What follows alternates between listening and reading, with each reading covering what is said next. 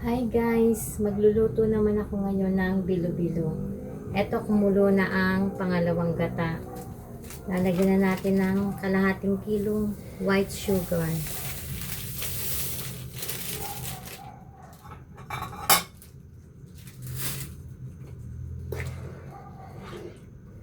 Tutunawin lang natin to sa gata, itong kalahating kilong white sugar.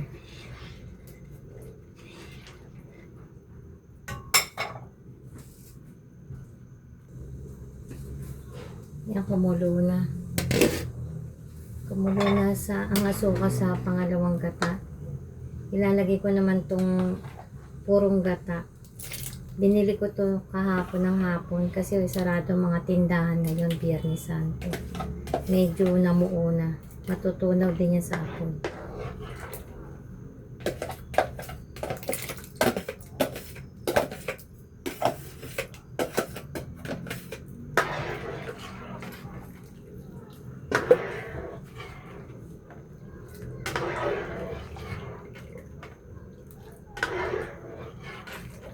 Yan, unti-unti nang natutunaw.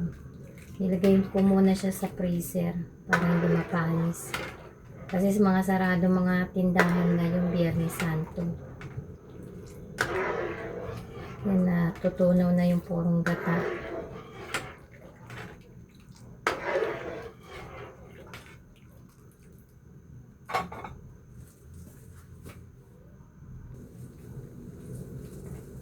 Yan, kulo na ang purong gata. Pwede na ihulog ang kamoting dilaw.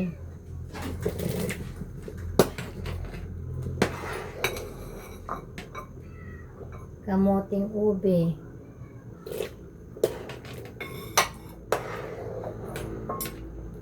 Tapos ito ube. Purple yam.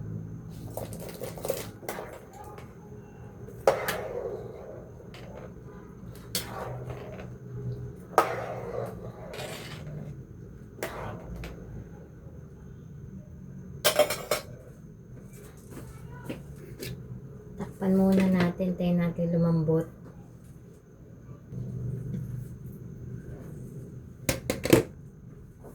Ilagay na natin ang saging na saba.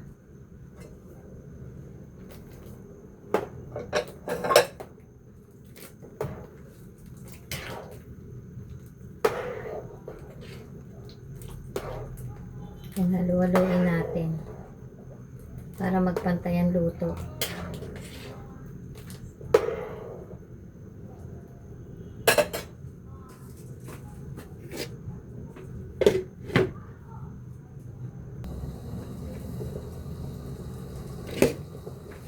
Yan, medyo malambot na ang ube, kamoting dilaw, tsaka kamoting ube, tsaka saging na saba. Ihulog ko na itong bilo-bilo. Ang ginamit kong bilo-bilo ay glutinous rice. Pwede na ihulog to.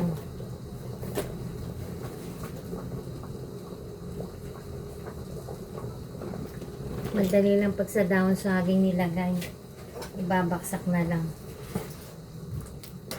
Haluin lang natin para hindi siya magdikit-dikit.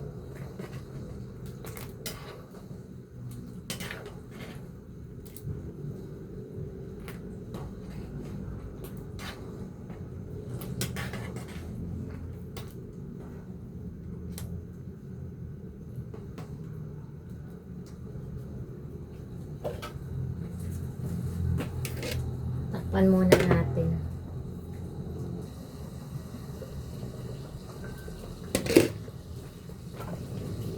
Ayan, lumutang na ang bilo-bilo. Ang next na ilalagay ay langka. Ito, langka.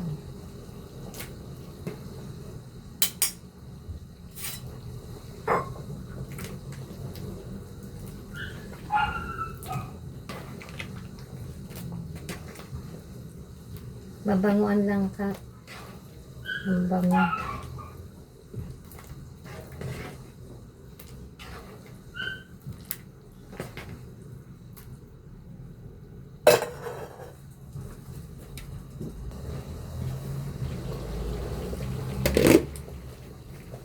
Maglalagay tayo ng sago.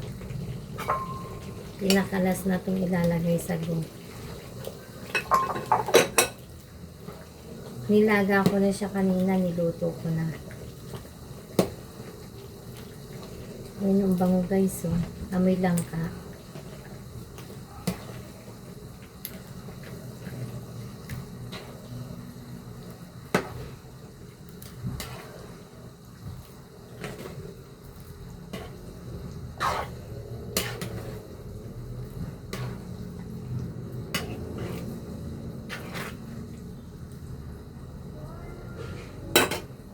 Isang kulo na lang yan.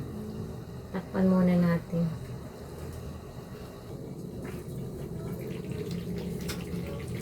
Luto na tong ating bilo-bilo. Ang bango. Amoy langka. Pwede na to. Tikman natin.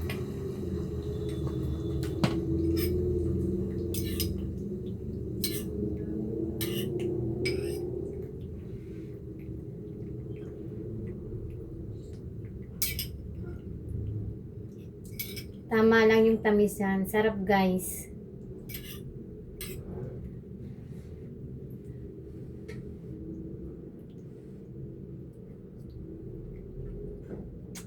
Mainit.